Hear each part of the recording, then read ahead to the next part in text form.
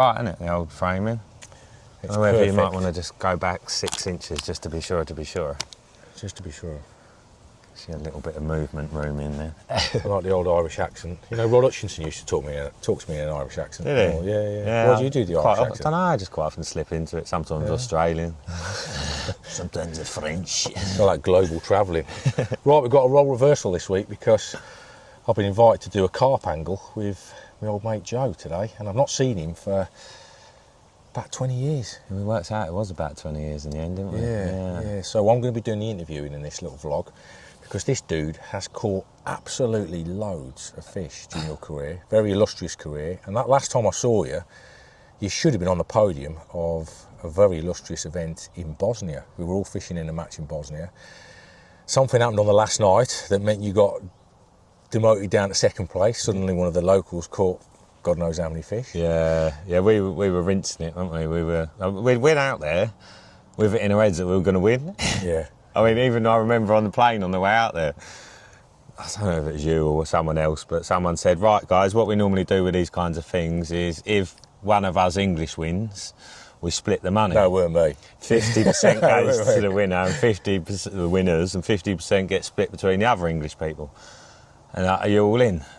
And me and Darryl like, I've got a good feeling about this. I don't really want to get involved in that, but we've got to, haven't we? Because it's, you know, English guys sticking together. We've got to go with the flow. So yeah, we agreed with it and Did you? done ourselves out of quite a few quid in the end as a result of that. Well, I never got a share of it because I was there. No, I never got anything. Yeah, me and Darryl had 50% of, I think it was $4,000. So Yeah. we had $1,000 each, and then the other $2,000 got split between the other English anglers.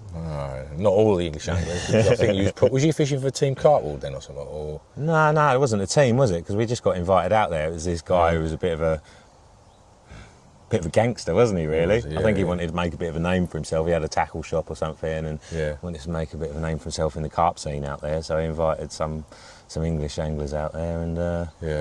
Yeah, I think, I don't know whether he just called... Oh, no, that's right. The guy who was working... It was a Serbian guy called Nick Gromiko who lived in London. Yeah. And I was sort of dealing with him because he was sending quarter tackle out there, and through him he invited me and Darryl out. So. Yeah, they did well. They was leading it, did really well, and basically on the last night one of the locals managed to catch absolutely tons of carp.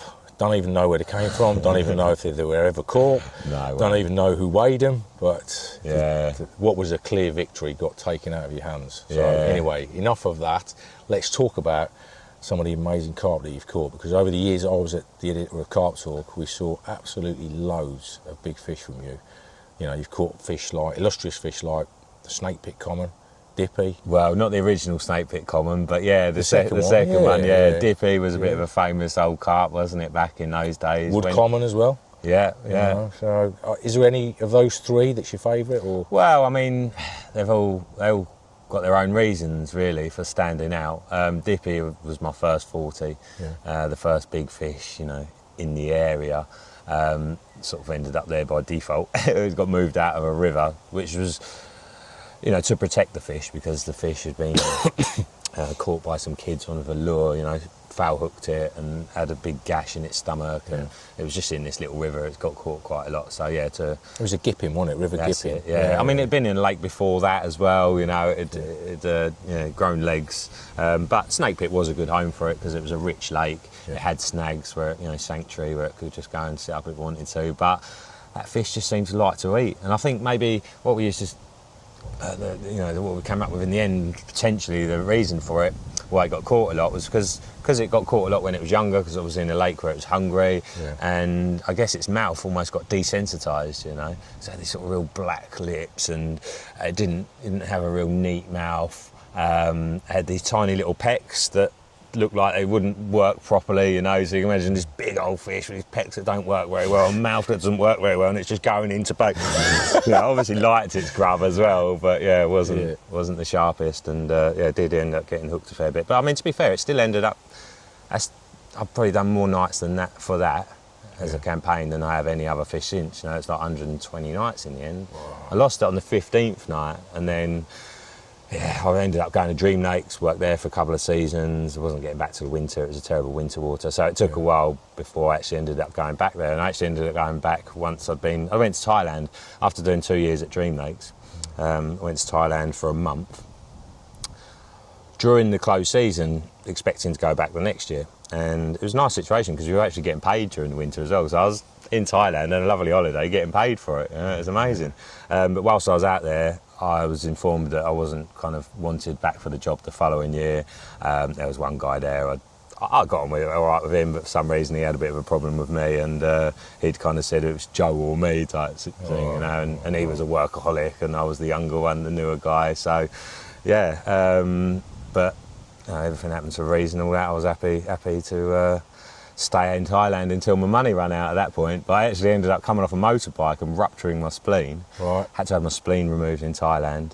The next morning, after having the operation, the doctor's come around. He's like, okay, so we had to remove your spleen, but you had a backup spleen, like a baby spleen. So we don't know if it will do the job of the other one, but you've definitely got a secondary spleen. And I mean, when I come back to England, they were like, right, can't work for however long, no heavy lifting, no drinking, and we're going to treat it as if you've not got a spleen. You're going to take antibiotics for 2 years. You know, I didn't really even appreciate the dangers of that back then, and the doctors should have known better, really. So after 6 months, I was like, you know what, I don't need these. I've got faith in my new spleen. It's, you know, it's doing the job. It's going to be better than my old spleen. And yeah. Anyway, got onto spleens. Yeah. Talking about carp. Yeah. Well, actually, just to go forward, however many years later, I actually was in hospital getting a scan. I was like, oh, can you see the size of my spleen? And like, oh yeah, it's perfectly normal size. So it did actually grow into a normal size spleen. Yeah. Anyway, because of having to take some time off work, I thought, well, it's a perfect time to get down snake bit. You know, I can still go fishing, can't I? Yeah. No heavy lifting bit. I don't know if I can make any promises there, but anyway, and I ended up catching that big one on my 20th birthday. How big was it, Dippy? 45 pounds. Yeah. 45 was a massive fish back in them days, mate. Yeah. Dippy the wandering carp. That's how we used to headline it at Carp Talk, because we'd had it in the early issues of the mag when it was in the gipping. Then we had it when it was in the river. Ted Edwards' bag. Yeah, that's him. Ted photo. Yeah. Classic. Then we had it from the lake. Then we had it from the river. Then we had it from Snake Pit. So it was, what's going on here? So it was a really famous carp back in them days. And how did you go on and catch the Snake Pit commoner? The second one. So yeah, that was actually, how many years after? It's the 20th birthday, probably a couple of years after. Yeah. And I hadn't been fishing there for a while. And then sadly lost my dad's cancer. And the first place I ever went fishing was with my dad. So I hadn't been fishing for a few weeks. My head wasn't right. Yeah. I mean, best like the call the guys, they were like, look, just take some time off, you know, and I didn't want to take time off. I just wanted to carry on and distract myself. It's kind of the way I deal with my problems in life, I think. But anyway, so yeah, I ended up just cracking on, and then a few weeks after that, I thought, right, I'm going to have a night over Snake Pit, just because that's the first place I'd ever been fishing with my dad, just float fishing, you know, when I was young, and went over there and caught that common that night. It was 37 at the time. I think it was the summer it spawned out. It had been 40 in the previous spring. But yeah, it was like sometimes little things happen and it just makes you question the nature of reality, or the spiritual side of things. I'm sure countless anglers, and I have heard a lot of stories over the years where people thought, I felt like that person, that past relative was with me, and then I caught this fish, or I caught it on their birthday. I think Darryl Peck, I think he had a massive one on his mum's birthday once. Yeah. It's mad, isn't it? It is mad how these things, even this later in my life now, I've never had anything like that until last year, like I was telling you about my dog. Really weird moment that just opened me up a little bit more to certain things. It's a weird world that's out there. While we're here, you catching that fish, amazing carp. Snake Pit, the second Snake Pit common was, at the time when it grew big, was almost as legendary as the first one. Because the second one went over 50, didn't it? It did. Yeah, it wasn't as pretty. no, but it was still, termed the Snake Pit common. It was a really famous fish at Carp Talk and in the Essex area, and a big special one. Another big special one we mentioned right at the beginning, which you caught, which I always remember because it's a fish that really struck a chord with me, was the wood common.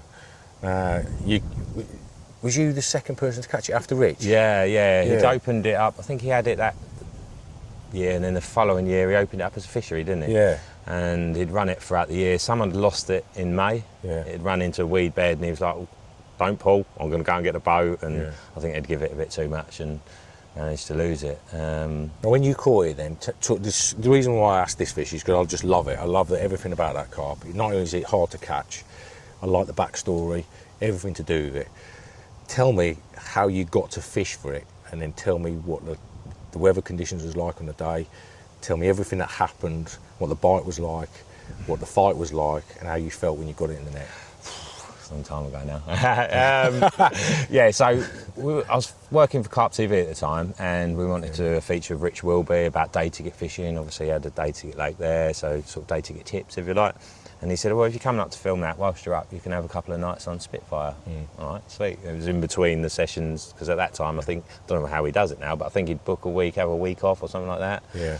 And so it was in the in-between section.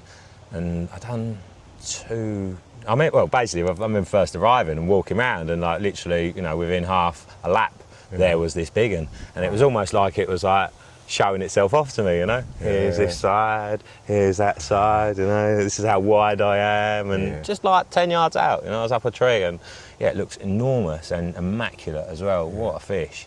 And yeah, I ended up losing one on the second morning. I was fishing round the backside. There was a little spit, and I had a rod on the end of the spit. I'm just really close in the edge, literally a few foot out on a little clay area. And Rich was with me, so I stood a bit further back because we were talking. I wanted to be really quiet. And also, I can't remember exactly why, but I hadn't put a back rest in, and I ended up kind of putting the rod on a bit of an angle. Anyway, when we were chatting there, the rod's just gone, and it's gone so fast and whipped round so quickly that the line's cut into the buzzer. And as I picked up the rod, that line that had cut into the buzzer that was burning, friction burn through there, just parted as I picked up the rod. Oh, no. And obviously I was sick. Rich was like, I don't think that was the big one anyway. That would have been one of the smaller ones to go off like that. Yeah. But it was like, do you want to come, you can come back and have another go. I'm pretty sure he said to me, you can have a little winter campaign on here if you want. Because he wanted someone to catch it, because at that point he was the only one who had. So he kind of, I guess he wanted to make sure that people knew it was catchable, It existed. Yeah.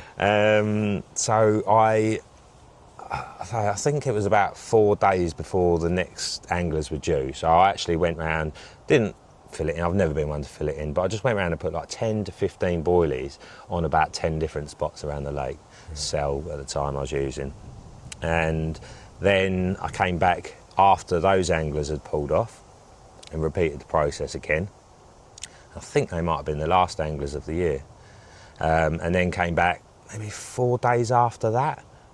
And I'm getting there, and some of the bait was still there, but some of the spots had I don't think any of the spots were actually cleaned off. Yeah. There was some of the baits on each of the spots, but some of them had gone. And around that back bay on the far bank, that little, it's like their living room really. Yeah, the little snag that's there, yeah. There's all lilies, lily pads, there's reeds and overhanging willows. And I remember that first session, in my head, I had it that was out of bands, because it looked a bit hairy. And I just thought, and they were in there all the time. I just thought, no. And anyway, obviously Richard confirmed to me that you could fish in there.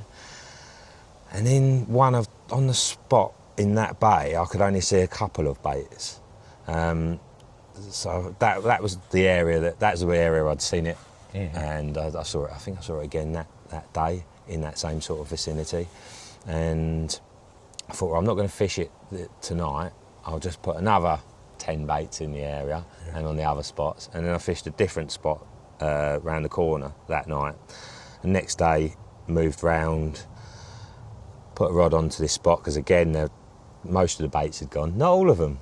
Finicky feeders, weren't they, And I was up the tree, and I remember like the light went pretty bad, and there was a bit of a ripple. I couldn't really quite see what was going on. And then the light improved, the ripple stopped, and I just saw the big one like coming away from my hook bait. But I couldn't see the hook bait at the time. I just saw the fish rising, and I'm looking down at the line, expecting the line to be going up, And it didn't, and it just sort of swam off, and I was like, it sussed me out. Right. So before it got dark, I put another rod about 4 foot to the left of it, you know, double whammy it. If he sussed that one, let's put another one out there, you know. And it was later on in the year, and you know, when the leaves are dry and everywhere you walk, you're making noise, aren't you? I find on those little lakes, you want the fish to think there's no one there, don't you? Really, as they feed much more confidently as a result of that. And so I just wanted to be as quiet as possible, even like the dinging of the kettle, you know, like making drinks. It's magnified, isn't it? Yeah, it's all noise, isn't it? So I was like, right. I remember, I think Harris messaged me from Cordes, like, how you getting on? I was like, yeah, I'm going to bed, you know, like, because I can't remember, I'm texting my phone, but yeah, I was just like, I'm trying to make as much little noise as possible. I'm going to sleep. And I think I went to sleep at about 7 o'clock or something like that, really early. And then a couple of hours later, woke up to just like a deet, deet, deet. I was using a choddy at the time, naked choddy. I've gone down there and looking at the bobbin, and it's just like, what's going on here? Something's not right, you know. Pick the rod up, and literally, I think I've quoted this before, it just felt like a dead tench. Like I was just winding hardly anything in, hardly any weight, didn't fight at all, just come straight in, went in the net, and I never net my fish with a torch. I don't know about you. I don't like stressing them out. I find it, you know, it winds them up more, and your eyes adjust anyway, so you can see what's going on. You can feel where the fish is with your rod. So personally, I'd rather not use a torch when I'm netting a fish. And what that also gives me is like this anticipation, because I'll set the net down, make sure it's not going anywhere. I've got no idea what's in the net. And then I'll go in my bivvy, make a cup of tea, you know, and I'm sitting there for 5 minutes or so, not knowing what it is. It's almost like, you know, at Christmas, I'll save a present for later, you know, when you're a kid. It's like that. Right. And I'm sitting there, no idea, and then I've got my torch. I'm like, right, let's go and have a little look. I flick the torch on, and as soon as I flick the torch on, I was like, bloody hell, it's common. Bloody hell, it's a big common. And then I opened up the net and see the old white tips and the towers. And it's like, shit, it's the one. And like I say, the fight was pathetic. Most pathetic fight I've ever had in my life. And I'd been scared to hook it in this area because of all the pads and the weed and everything else. And I just thought, that's huge, that fish, that's going to ruck like mad.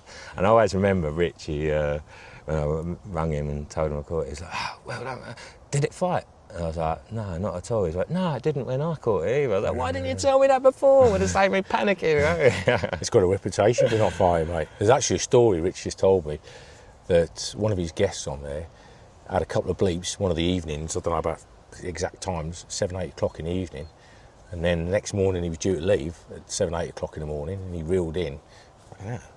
And it was on the end. No way. He had not done anything. No bleeps. After those first few bleeps, he was just stuck in a bit of weed and just sat there all night. That's mad. So, you know, every single person I know that's caught it has told me the same. Even when I caught it myself, it was just a little diddy bite, and it did wallow on the surface for me, and I had it first thing in the morning. So I saw it come into the net, and I saw this big black thing, so I kind of knew which one it was. It was one of those two big commons. But how could you not have a look in that net straight away on a lake like that? That's mad. That's you though. You're so chilled out as a bloke, as everybody probably knows. You're so chilled out as an angler. It's nice to see someone like you catch a fish like that. Now, what was it? 48 or something? Yeah, 48 something. Yeah. And to be honest with you, like anyone who remembers the picture of that fish and just picked up on that story might go, well, he had it sacked up from 9 o'clock at night until daylight, you know, and I did, but I would not choose to do that myself. I would have had pictures at night, but it was Rich that was like, no, I want to get some good pictures of it in the morning, and it was his fish, and he was happy for it to be sacked up at night. Right. It was October, you know, deep margins. Sacking, there's nothing wrong with sacking, mate. You don't have to justify it. Yeah. You've caught enough carp in your life to know whether a carp's okay or not. Safe sacking. If you've got deep water, you know, the water temperature's cool enough and the air oxygenated enough, then Mad, mate, absolutely mad. Now, obviously, at the time, was that a PB? Yeah. Is it? Yeah. Now, you've since beaten that. I've seen you holding lots of big fish since then. You had one big that I can remember was the brown fish that you caught for one of the St Ives lakes. That was incredible carp. Yeah. That was quite an interesting one as well, because it was always known for liking its bait. And everyone's like, you've just got to bore out that fish. You've just got to keep putting the bait in and sit there days on end, put a snowman rig out. Everyone always goes for a snowman rig, you know, and always comes over loads of bait and all this. And I had spots, you know, because I was fishing the lake next door the year before, but I'd dot onto there if there was an opportunity to be had. If I saw fish within casting range, I'd have a go because they're catchable, you know. Whereas a lot of the time they spend their time out at range. And yeah, and I did catch a few that year. And then the next year I went back and they spawned on Longreach. So I thought, well, I'll have a little holiday on the meadow then. So I've gone over there and managed to catch, I had 3 on the first morning. Bloody hell. And then the next morning, didn't have anything, and I'd seen a bit of activity over the far side. It felt dead where I was, so I was like, right, I'm going to go and have a look over there. Went over to the far side, and you can walk around towards the sailing club and look down the whole length of this bank, and great view from there. So I stood there. Within 5 minutes, I'd see one stick its head out, about 60 yards out, and another one. And all right, that's enough for me. You know, I went and got my gear and went down to where I could see they were showing in front of. And it's quite windy as well, on big pit up there in that Cambridgeshire. It's so flat, isn't it? It doesn't take a lot for it to be a big wind on those big lakes. It's got a big old run up, hasn't it? And yeah, I just wanged out 3 single hook baits into the zone where they were showing. I couldn't even put bait out because it was too windy. And I had a 44 mirror about, I don't know, 45 minutes in. Absolutely over the moon, you know, buzzing. And then I think it was only an hour and a half, 2 hours after that, our rods ripped off again, and hell of a battle. It felt like it, you know, when they feel like they're on something, you think it must be snagged. But it's not. It's just the sheer weight of the fish. And and there was this buoy out to the right, you know, and it's just tearing off. I can't let it go any further. And I actually. It's not often I do this, but I actually set my camera up. Because I had to get my waders on and what have you. So I thought, well, I set my camera and I'm playing this. I'm trying to mess around, trying to get the angle straight, trying to get it in focus. You're like, right, oh God, that'll do. Right, I've got in the water and I'm playing this fish and I'm like, singing actually. I was like, golden brown, texture like stone. And come on, the brown. Could this be the brown? Could it be? And then like this is popped up, and I've seen it. I'm like, oh my God, it's got the lump, it's got the size, it's in the net, it's in the net. Oh, epic. You know, and it's all on camera. Me bouncing around like an absolute child. That is epic, mate. That is. Yeah. What did it weigh? 50 something. Yeah. So it was 50 and a few ounces. I think it was the first time it's ever gone 50. And it is a bit of a history fish, that one as well. It's been around for a long time, hasn't it? We had that in Carp Talk a lot of times, but not a lot of times, but you know, enough to know its history. Mega fish, mate, that is. Is that still your UK PB or? No, the other one was that I had from that other place in Cambridge, that when I'd had a couple of years off. Oh yeah, where the Ruptured. Yeah. But it's funny about that, we were saying about that fish, you know, it's got over bait and sit and all this, and then caught it on a single hook bait. And it was the same with the lake next door, Longreach, Starburst. It was the one of the big mirrors that I hadn't had, one of the 3. And it was the friendliest fishing lake. It would come out like 3 times a year, but I didn't catch it. And I was like, it must be because I'm not using bait. And I quite often was catching them on single hook baits in there.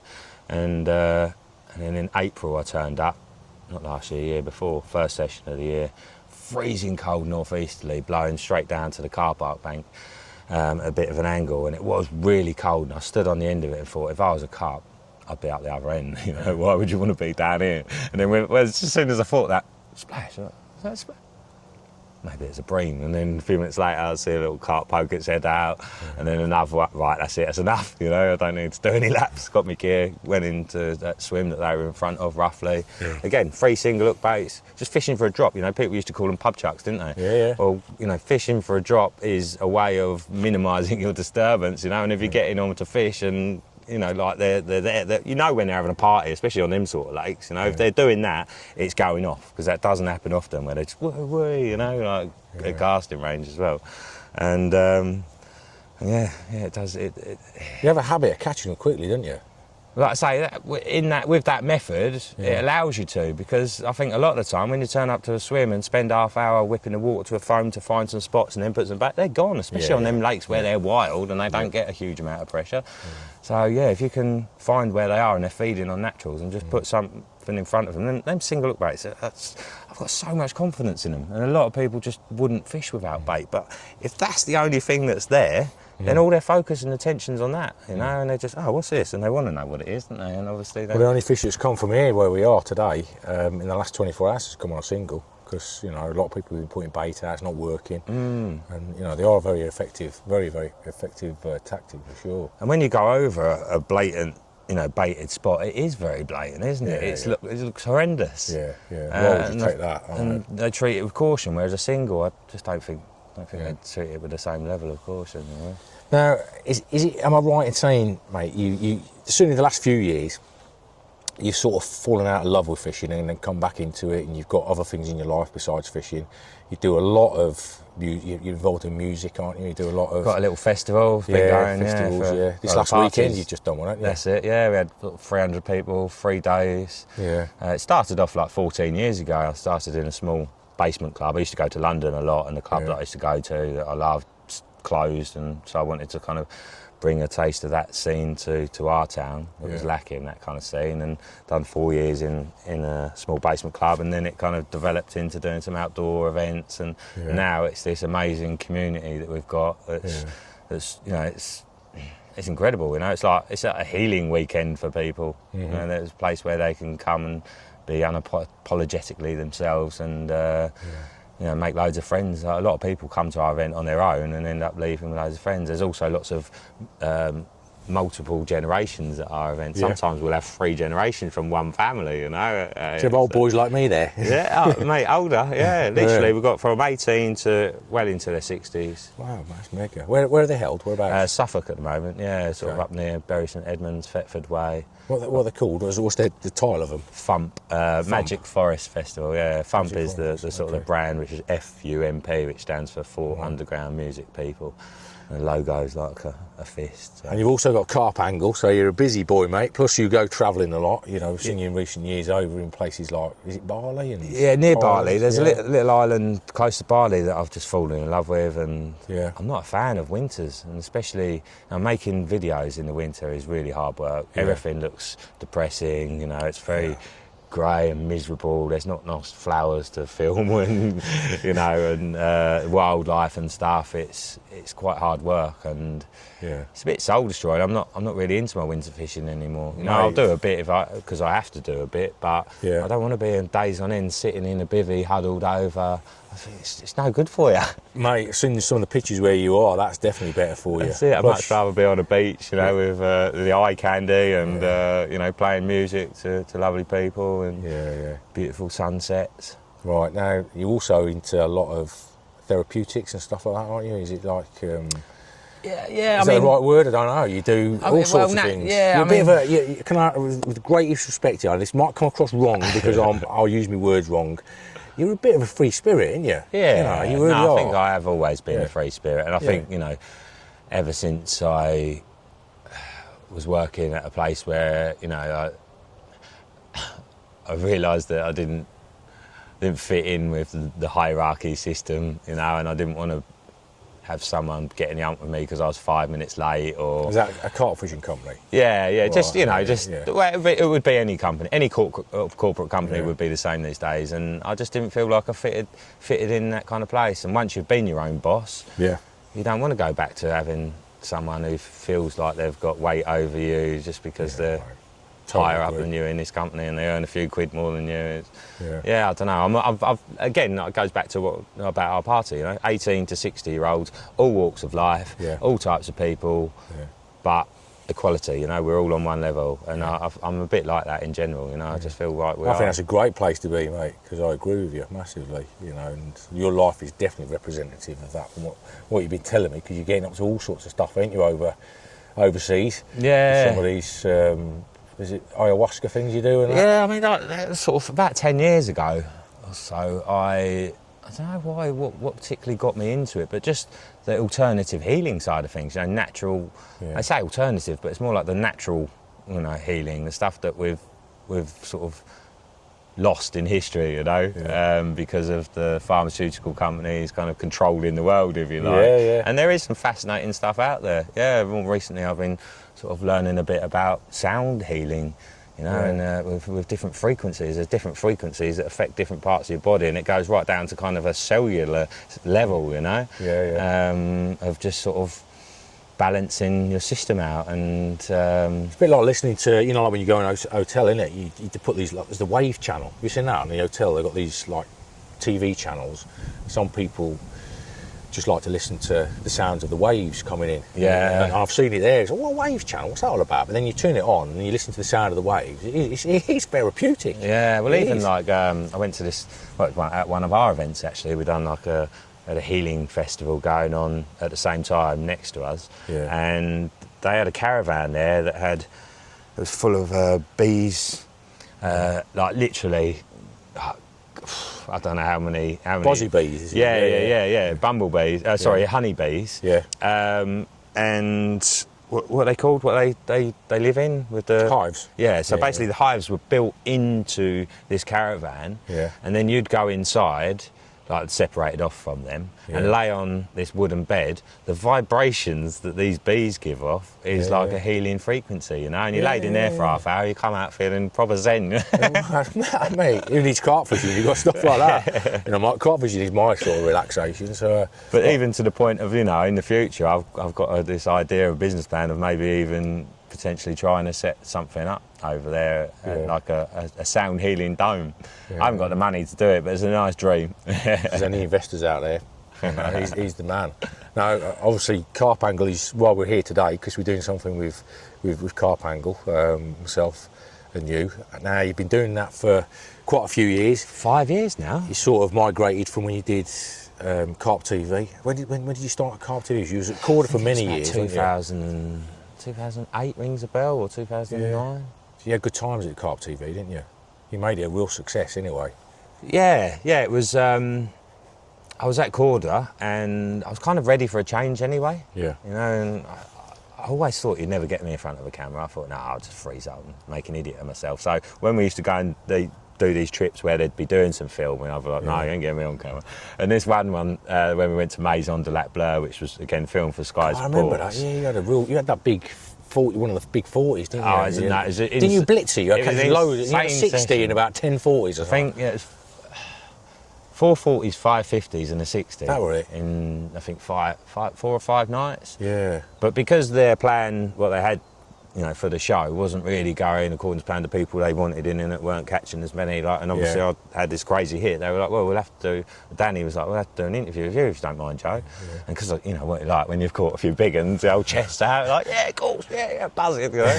No worries. And then we sat there and had a chat, and he was like, oh yeah, you're a natural. And, you know, it gave me the confidence to, when Carp TV phoned up the office and said, oh, we want to go out with one of your guys, and Damien didn't fancy it, you know. He's like, do you want to do this, Joe? I was like, what, go fishing for a day and getting paid? Yeah, sweet, I'll do that. You know? And as a result of that, I went out with them and realised that the concept was great, but they didn't have a carp angler involved, you know, and it needed to be more carpy. It had like these cheesy, corny elements to it that just wouldn't work in our world. Oh, I remember it, mate. Yeah. So, and it was one of the things, you know, I wasn't too happy about with my job at the time was the travelling. I was having to commute each day, and I couldn't really afford to move down there. And so, it was like 2 hours, probably 2.5 hours a day travelling on a good day, you know. And then you've got the days where you're sitting in traffic for ages. And so I worked out one day, it was like 11 and a half 24-hour days that I was spending on that road each year. Oh, right. At the average time, so let alone with all the other delays and everything. And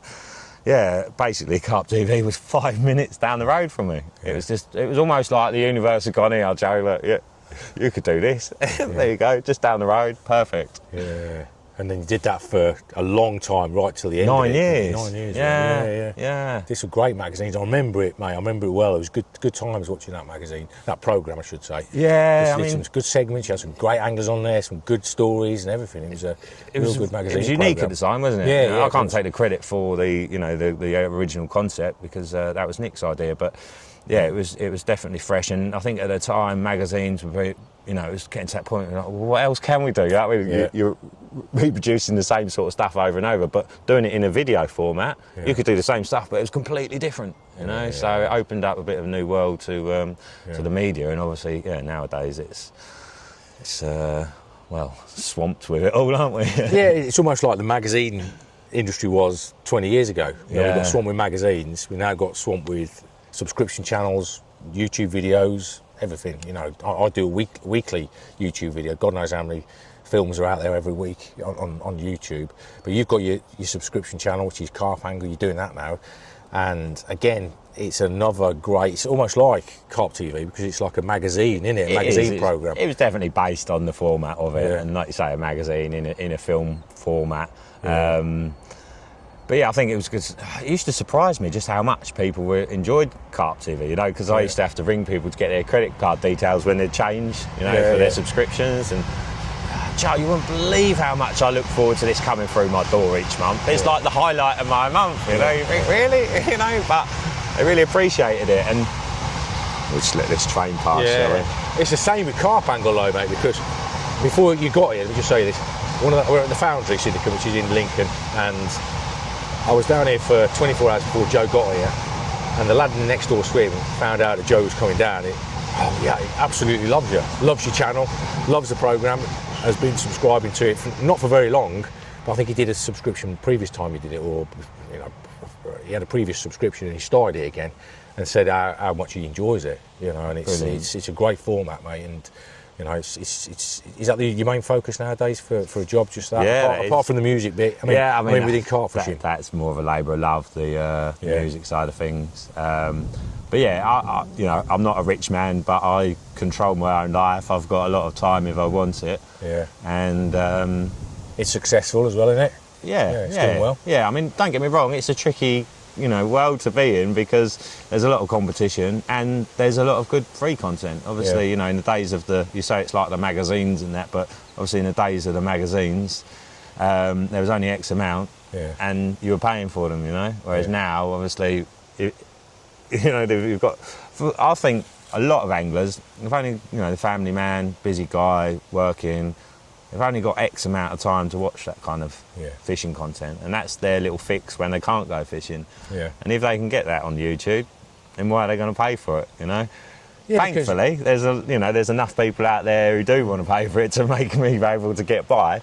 Yeah, but you put a lot of work into it because it's your job. You know, I just whack up half-hour videos for free. You know, on YouTube. There's a lot more work and effort that goes into putting one of your pieces together than there is to doing my videos. So, you know, people are paying for your skills. Well, the difference, the other thing is it's kind of people appreciate Carp Angle because it's never been about selling tackle. It's never been about promoting gear and stuff, you know. Yeah. And I've had multiple offers of, you know, fairly tidy sums to become a sponsored angler, but I didn't want Carp Angle to become another Nash show or another Fox show or you know, whatever it is, and I've always tried to, I mean, I cut my nose off to spite my face, you know what I mean? But I've got principles and big respect for you for that, mate, because it is a side that some people, especially if you've been around carp fishing a long time, even for me, it's my job, all that kind of stuff, but it does do your head in, listening to people telling you about products and trying to sell your products and trying to make out that unless you buy this product, you ain't going to catch carp, because you and I know, the lads watching this know, it's absolute garbage. You know, some of the products are great, they're nice to have, they're nice to use and to go fishing with, but what catches your carp is you as an angler. You know, your knowledge, your experiences, you know, and you've been around the industry a long time, and you've been a carp angler. I didn't even know this until yesterday, that you even used to send in catch reports to Carp Talk into Hutch's Junior Carp Stars, which I used to put together on behalf of Rod, and you were about 13 years old. Yeah. So, I mean, how old are you now, mate? 42. 42. When did you catch your first carp? How old were you? First carp, about 7. Yeah, mate, that's a lot of experience, mate. You can't buy that. I mean, I got... You can't buy that. And that's why people will pay for Carp Angle, because of your knowledge of carp fishing. Yeah, I think, like I say, also, it's just like what you just said about, you know, promoting something like that. Literally, nearly every type of video content out there is designed to promote a brand. Yeah. You know, the anglers are getting sponsored. So even if it's dressed up as, you know, it's still informing, it's still entertaining, you know. But ultimately, that's been paid for because it's going to sell or promote a brand, whereas Carp Angle doesn't. You know, it's just like, someone actually said it once, like, the only thing you're trying to sell is fishing, you know, because that was kind of how it started out. I was pushing it for people's mental health, because I'd realised how good it is for our mental health, because I'd done it all my life and then took a break from it. And you know, after a couple of years of not fishing and being indoors too much, not getting that outside time, I did get a bit depressed, you know. And then when I got myself out fishing again, I suddenly realised all these benefits that I've been having my whole life, but took it for granted because I'd always done it, you know. And then so I was like, look, realising that there's so many people out there suffering at that point, just get yourself out fishing, you know, whether you haven't been for a long time, or you know you haven't ever been, get out, get on the bank, you know, and get into them sunsets, sunrises, give your brain something to focus on. Even just looking at the lake, scanning the water, it's a form of meditation, because you're switching off from everything else, and you're kept in the moment, you're locked in the moment, you know. And I see that message on a lot of your social media posts, mate, about that. You know, certainly the ones that's gone, can I say, viral, some of the ones that's been really successful, your posts about mental health. I saw one, I don't know if it's this year or last year, everyone was, oh, Joe, you've been a godsend, you've helped a lot of lads talk about it, you've helped the lads deal with it, those sort of things, because, you know, everybody does get down every now and again. You know, we all do. It's part of life, isn't it? It's like you know, it's like your physical health. You know, you have to kind of look after your body, don't you? Of course you do, mate. Do exercise, I don't do enough. But, you know, it's the same with your mental health. Dancing's enough though, mate. I'm sitting there DJing for 6 hours at a time, or whatever how long it is. That keeps you heart going, mate. So, but yeah, it's the same with up there as well, you know. There's certain things that you've got to consider and appreciate about how the brain works to kind of try and keep yourself in some level of happiness. Now, I know you're not going to like me saying this because you hate pushing things. Carp Angle, it's a subscription channel. How much does it cost? How many programs do you get for it? You're going to hate this because he hates pushing things, but he's got to try and sell things at the end of the day. And there's people out there that are probably new to fishing that are watching this that don't know much about it. So so it's $3.99 a month if you sign up for a regular subscription. There's basically 3 options on there, because, well, one, there's $4.99 if you just want to buy a one-off issue. Or $7.99 if you want to support the channel a bit more, if you can afford to and you'd like to. It's totally up to you. And those people also go into a draw each month where there's, I don't know, probably 400 quid's worth of prizes every month, you know. But the reason for that is because when I was doing it on YouTube, because it started as a voluntary contribution system on YouTube, I kind of played the numbers game, you know. It was like, well, if you do enjoy this and you'd like to support it, here's my bank details and here's my PayPal, and chuck us a few quid each month if you want it to keep going. And it was surprising what the average, you know, I think overall the average worked out about 7-8 quid. Right. Which is quite crazy really, isn't it? But it's because, you know, there was a couple of people who chucked 20 quid in a month. There'd be someone who put £10 a month, you know, or quite a few that done 5. And then like one guy, he was like my angel, I mean guardian angel or something, kind of, without him even knowing it. But when I needed a computer, I arranged to do a couple of like tutorials with a couple of groups of people so I could raise the funds for the laptop that I needed to be able to do the editing. Because there was someone else involved originally.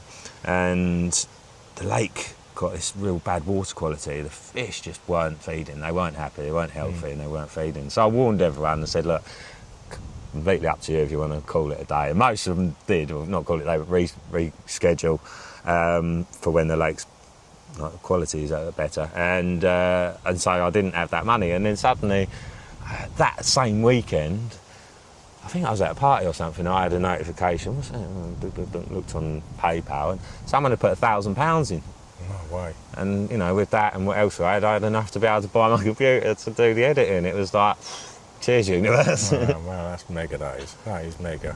No, it's do you have a website you do, don't you? Yeah, so it's Carp Angle TV. carpangle.tv. Subscribe on there. It's really easy to subscribe, and it's very easy to unsubscribe, you know, literally a couple of clicks of the button and you're unsubscribed. There's no hidden gimmicks and chasing up, calling the office. No answer and all that kind of stuff. It's super easy to do. Only one show a month. Main reason for that is because going back to what I said about Carp TV, you know, people are like, oh, it's a highlight month, I really look forward to it every month. Well, I didn't want it to be a situation where I reckon quite a lot of them are, who are now doing it every week, where people just can't keep up to date with it. You know, I want them to look forward to that show coming out each month. It's like, it's Carp Angle Day, first of the month. And also, I didn't want to be working, you know, 6 days a week by trying to produce content week in, week out. So, one show a month, up to about 2 hours, normally, between an hour and a half and 2 hours. And it's got a variety of content, you know, it's normally... There's a few uploads on YouTube and all, isn't there, you put up? Well, there's 3 years or something. So, there's loads on YouTube if you wanted to have a little sample of what it's about. And the latest one involves you catching an absolute stunner, doesn't it? Yeah, one of the best carp. Well, I'd say the best looking carp I've ever caught, actually. Yeah, it was just incredible looking fish and fairly unknown as well. Not unknown, but not so well known. Which is always nice as well. It always makes them a little bit more special. Do you want to elaborate on that one? It's a recent one, isn't it? How long ago was you caught it? Probably 2.5 months ago now. Yeah. So it was a little. I saw a photo of it. It was next door. The lake was next door to a place I was filming last year, and someone said, "Oh, it was really nice." Oh, right, let's have a look. Picture, and show me a picture. I want to catch that. And at the time, I think it was up to 30 or something like that, but it didn't bother me. It's just one of them. I don't care how big it is. I want to catch it. I went and had a couple of sessions in the autumn. Caught 3 in 2 sessions and just really enjoyed it. You know, it was a small lake. I quite like those intimate lakes when they're quiet, not when they're busy. But you know, when you can really visually see what's going on, and it was very clear just from walking around to start with that they fed in the margins and didn't really get fished. There was quite a few spots where you could see, well, clearly fed there. They keep that area clear, but you can see no one's presented a rod there. You know, so I was kind of like putting rods in. It wasn't your standard fishing from a swim. I'd have cleared it with a bailiff first. Do you mind if I dot a couple of rods along here? You know, as I was fishing on this high bank, and you know, getting down to the water was a bit awkward and what have you. But if you can fish in a way that they're not, as you know, not normally fished for, and keep as much line out of the lake. You know, I was literally fishing a foot from these reeds or a couple of foot out. You know, so they didn't know I was there as far as I was concerned. You know, I was being as quiet as possible, and I did actually spook that big one off of my spot. I'd caught one the day before on this margin spot, and so I thought, well, there's a chance the next day. I thought, well, I'm just going to sit on the rods, sat all there all afternoon, and it got sort of about 4 or 5 o'clock or something, I think, and I was desperate to use the services, and I needed some more water as well. So I dragged it out, and in the end I thought, right, come on. So I've ran the first one in, got the second one in, and just nonchalantly walked up to the third one and looked down, and there it was the big one sat on my spot, like feeding. And I didn't even look to see where I spooked it. I just like hit the deck as quickly as I could and crawled, like, come on, I crawled out of there because there was a high bank behind me with no trees, so I was very blatant. And I went, sat back on the road, have I spooked it out or not? And then the bailiff came along about 5 minutes later, and I said to him, like, oh, I've just spooked the big, well, actually I didn't know that, but I've just seen the big one on my spot up there, and hoping like he might go, oh, well, I'll walk back the other way round there, but he didn't. He walked straight past it with his dog, and obviously it was gone. And I was, because it was getting cold then. It was late autumn, and I was at that point of, do you know what, I don't really want to be sitting in a bivvy. It's quite a long drive as well. I just thought I would enjoy this lake so much more when it's warmer and the fish are more active and not just plotted up in the snags in the day and then swimming around at night, you know. And so I waited this year to go back. I went to go back in the spring, then the big one got caught, and then I thought, oh, I'll leave it about 6 weeks. I left it about 6 weeks, and then it got caught again. And then they spawned, so I thought, I think I left it about 3 weeks after they'd supposedly spawned. Got down there, done a lap, and bumped into another guy who's fishing there, and he'd been fishing for it for a little while. And then the bailiff come along and he said, oh yeah, 39 mirror come out the weekend. Oh no, that means the big one's been out, you know. It wasn't, the weight wasn't a problem, you know. Like I say, it wouldn't matter how big it was, but the big one's been out, and it was only like 3 days before or something like that. And you don't want to catch a fish that's just been caught, do you? No, you know. No. But I thought, well, I'd stay on anyway, just because it'd be nice to get to know the lake a bit more. There was some other pretty fish in there. It was a cool little lake, so I thought, well, I'm going to enjoy it anyway. I'll stay on and learn a bit more. And then I thought, well, there's still that 36 double row linear. That's a mega one. Next morning, the other guy that I just mentioned, he caught that 36 linear. I thought, well, I'm still going to stay on anyway. And then later that afternoon, I see the big one, and it looked big. I was like, oh, that can't be 39 pound. And it's gone and visited this little marginal shelf off this little spit that stuck out. And it went there, and then went off, and then went back again. And there's no bait there. Like, there's obviously something there that it likes. You know, so I've gone and put a 6 footer off of this point, just in the margins. I can't remember exactly, but maybe 10, 12 tigers just scattered around the area. And went back round, it's only 20 yards, just back round the other side of this bay watching. And it kept coming back. And my heart is in my mouth, you know. I'm sure like, I could hear my heart from where I was, you know. Just that adrenaline where you're just shaking, you know. And I got some footage talking to the camera, just and it just kept coming back and then going off again, coming back. And in the end, it didn't come back. I thought, right, I need to get this rod sorted for tonight. I need to do something. I knew in my head, I thought, that's that cork. I'd put a tiny bit of cork in a tiger. So it must have just been sitting up off the hook. The hook wasn't sitting up, but I think when there's just enough for that to move about a little bit when they're feeding around it, it's acting unnatural to everything else. And I reckon it just clocked it and ignored it. And then, so I set 2 traps there, back to the old double whammy thing again. But I washing lined them across, so they were going across to this point, so I didn't have to like fumble my way around to get around there if the rod went. And a few more baits, and I put a little bit of hemp out, which I was kicking myself afterwards. I thought, no, it's a bad idea, because there's quite a lot of small fish in there, and bream, like a lot of bream. Yeah. But because I was in the shallow, like I was only in a couple of foot of water, I reckon I'm all right there. And not a lot of hemp, but I just wanted that fish to be rooting around for longer, do you know what I mean? Yeah. It's obviously coming back, and also I think it's very clear when your bait's gone to the fish. You know, I've even noticed before in snags and that, you put out a tiny little bit of like crushed tiger or something, and they'll come in, eat it, and then they don't come back. They know it's not there. They don't come back and drop on that spot. Yeah. Anyway, so yeah, there's the hemp in there to try and hold it there a bit longer. And 4 o'clock in the morning, woke up to the old classic washing line, drop back. You know, I don't know if there's a method you've used a lot, but every time you get to the rod, and it's just, is there anything on? Is there anything on? And then you stand in front of it like this, and it felt heavy. It sort of had a bit of a tussle, but not a huge amount, and then it done that wallowing thing on the surface. You just see these big ripples coming out. That's got a bit bigger. And then so it went in the net.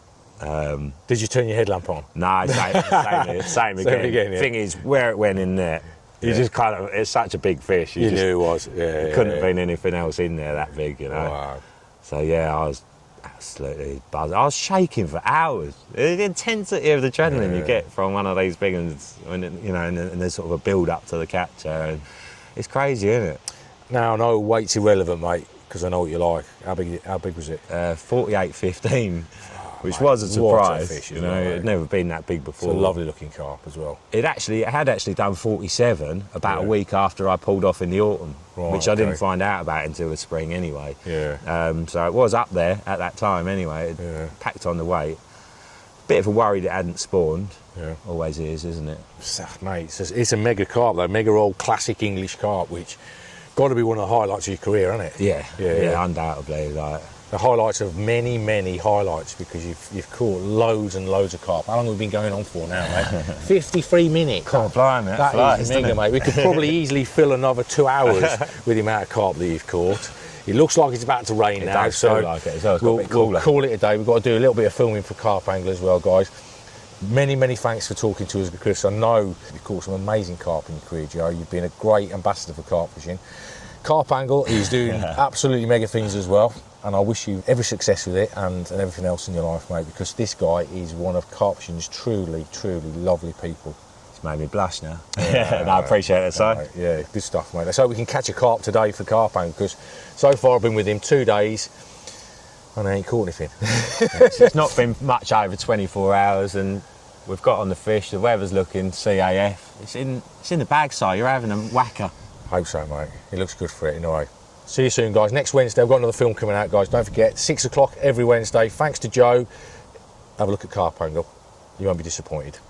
Cheers, bro. Cheers, dude. Thanks, you, mate. Well, that's fun. Well, here it comes.